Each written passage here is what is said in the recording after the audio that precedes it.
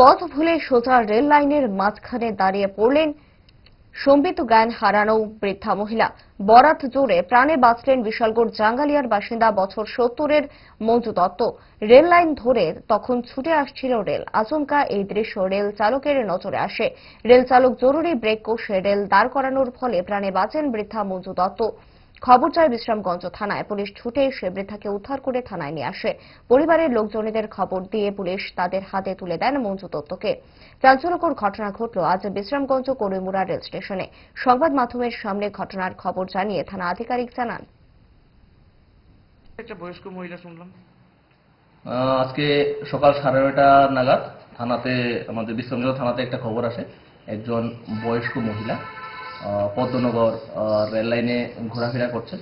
খবর পাওয়ার সঙ্গে সঙ্গে আমাদের থানার এএসআই তৈয়ব হোসেন এবং স্টাফ ঘটনাস্থলে যান এবং লক্ষ্য করেন যে ওইখানে একজন বৃদ্ধ মহিলা রেল স্টেশনে রেল লাইনে হাঁটাহাঁটি করছেন।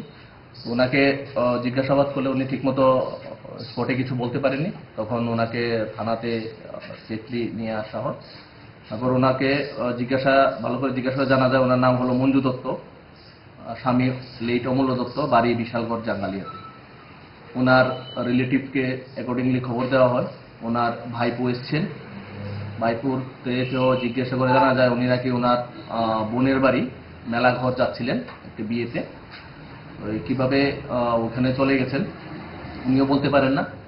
এতটুকুই আমার বার্তা থাকবে ছেলে মেয়েদের কাছে, বয়স্ক মা বাবাকে একা ছাড়বেন না, রাস্তায় দুর্ঘটনা হতে পারে।